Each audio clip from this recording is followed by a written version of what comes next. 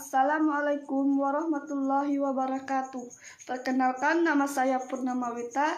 Saya akan membahas topik tentang kalimat dan anti kalimat. Kalimat merupakan suatu gaya bahasa yang digunakan untuk menyatakan suatu hal secara runtut atau secara berurutan semakin meningkat dari yang rendah menuju yang lebih tinggi tingkatnya, atau sering disebut hierarki. Majas ini ditemukan dalam perbincangan sehari-hari, dalam beragam karya sastra, juga terdapat dalam karya ilmiah. Pengertian anti kalimat. Majas anti kalimat adalah majas kebalikan dari majas kalimat. Berasal dari dua kata, yaitu anti yang berlawanan dengan kalimat, yang artinya puncak. Pada majas ini merupakan gaya bahasa yang menentukan kata-kata dalam suatu hierarki, mulai dari tingkat yang tinggi ke tingkat yang paling rendah. Selanjutnya yaitu umum, khusus, khusus umum. Paragraf induktif dinamakan paragraf khusus umum sebab dimulai dengan rincian-rincian khusus atau kalimat yang merupakan penjelasan, lalu kemudian mengucapkan pada kalimat umum atau kalimat utama di akhir paragraf pada pola umum khusus. Ide pokok bagian teksnya terletak di awal paragraf, yang kemudian diikuti dengan ide-ide penjelas. Pola ini dikenal dengan paragraf deduktif. Berdasarkan pola pengembangannya: A. Pola umum khusus. Pola dimulai dengan pernyataan dengan seperti umum, dengan ditandai kata banyak umumnya, kemudian penjelasan dengan rincian. B. Pola khusus umum. Pola ini merupakan kebalikan dari pola umum khusus, yaitu dimulai dengan rincian berakhir pernyataan yang bersifat umum. C. Pola definisi luas. Ini digunakan sebagai usaha penulis untuk memberikan keterangan atau arti terlepasnya kata atau satu hal. D. Pola proses. Pola ini merupakan suatu urutan tindakan atau perbuatan untuk menciptakan atau menghasilkan suatu, atau dilakukan dengan kembali sebab sesuatu hal terjadi dan diikuti dengan akibat yang ditimbulkan oleh sebab tersebut. Pola baru. Perbandingan pola baru digunakan ketika dari membahas suatu masalah dengan merumuskan dengan masalah lain. Sedangkan pola perbandingan digunakan ketika membahas dua hal objek berdasarkan persamaan dan perbedaan-bedaannya. Assalamualaikum warahmatullahi wabarakatuh. Saya Putri Amalia. Saya akan membaca bagian 3. Definisi luas. Definisi luas adalah batasan pengertian yang sekurang-kurangnya terdiri atas satu paragraf. Definisi ini hanya berisi suatu gagasan yang terdefinisikan. Contoh, globalisasi bisnis adalah usaha lebih banyak melampaui batas-batas negara untuk mendapatkan uang, barang, dan konsumen. Globalisasi ini dilakukan dengan menjalin kerjasama antar produk, antar pengusaha, dan antara negara. Misalnya, imbalan beli, patungan, murni pengekspor produk. Contoh paragraf definisi luas. Kata enzim berasal dari bahasa Yunani enzimas, yang berarti menyebabkan perubahan. Enzim inilah yang merupakan unsur perbuatan apel, pisang atau buah lainnya menjadi matang dan sampai akhirnya membusuk. Enzim terdapat pada suatu organisme hidup, termasuk juga berada pada tubuh kita. Ciri-ciri kalimat definisi sebagai berikut. Penggunaan kata adalah, ialah, yaitu, merupakan, yaitu, dan yakni. Kalimatnya berisi penjelasan arti ataupun makna suatu objek. Digunakan dalam karya ilmiah untuk memberikan fakta, digunakan dalam karya fiksi untuk menguatkan cerita. Maknanya tidak berubah jika kalimat dibalik. Objek berada di awal maupun di akhir kalimat. Diakhiri dengan tanda titik. Jenis-jenis kalimat definisi. Berikut merupakan jenis-jenis kalimat definisi, yaitu definisi nominal.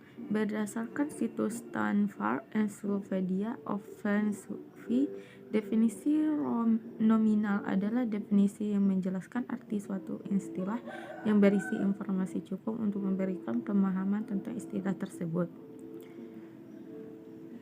Pengertian kalimat, definisi dari bahasa segi kata. Definisi berasal dari kata definition. Dalam bahasa Inggris, ia berarti penjelasan. Oleh karena itu, definisi kalimat mengarah kepada kalimat penjelasan tentang detail dan suatu hal. Dari segi istilah, kalimat merupakan kalimat yang terdiri atas susunan kata yang menjelaskan tentang sesuatu hal yang khusus dijelaskan secara rinci mengenai identitas, makna, dan sifat yang nantinya akan menjadi sesuatu yang umum untuk diketahui. Dalam kalimat yang biasanya digunakan kata adalah, ialah, merupakan, dan lainnya yang mengaruh pada penjelasannya. Keduanya memiliki rama ilmiah yang berbeda karena ada ciri yang membedakan antara keduanya. Menyadarkan objek studi makhluk hidup yang ada di bumi berjumlah jutaan.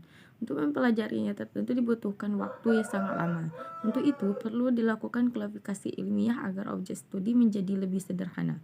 Klasifikasi makhluk hidup akan lebih membantu kita untuk mengenai dan mempelajari makhluk hidup karena telah dikelompokkan berdasarkan kesamaan ciri.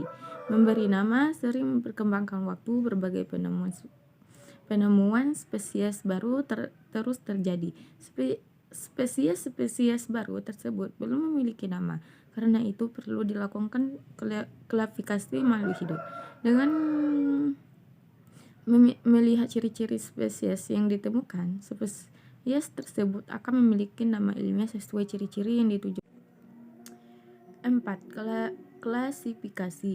Klasifikasi merupakan kata serapan dari bahasa Belanda classification yang sendirinya berasal dari bahasa Prancis classification. Istilah ini menunjuk kepada sebuah metode untuk menyusun data secara sistematis atau menurut beberapa aturan atau kaidah yang telah ditetapkan. Ciri-ciri klasifikasi. Adapun ciri-ciri paragraf klasifikasi yang diantaranya yaitu paragraf ini menggunakan ungkapan-ungkapan dialogkan, dibagi, diklasifikasikan, dan lain-lain. Memiliki gaya penulisan yang bersifat informatif. Paragraf ini membagi atau mengklasifikasikan atau mengelompokkan suatu hal ke dalam 2 atau lebih kelompok dengan berdasarkan acuan tertentu. Berikut ini adalah contoh dari paragraf klasifikasi sebagai berikut. Contoh, tanpa kita bersadari, ada 3 jenis teman yang ada di sekitar kita. Kelompok yang pertama ialah teman di kala senang. Teman-teman yang ada di kala senang ini merupakan teman yang paling mudah untuk dicari. Mereka sangat banyak jumlahnya di luar sana. Biasanya teman-teman macam ini akan selalu berada di sekitar kita. Jika kita sedang berada dalam keadaan senang dan gembira, tetapi ketika kita sedang tertimpa musibah, mereka biasanya menghilang entah kemana. Tujuan klasifikasi makhluk hidup. Mengapa makhluk hidup yang ada di bumi perlu dikelompokkan?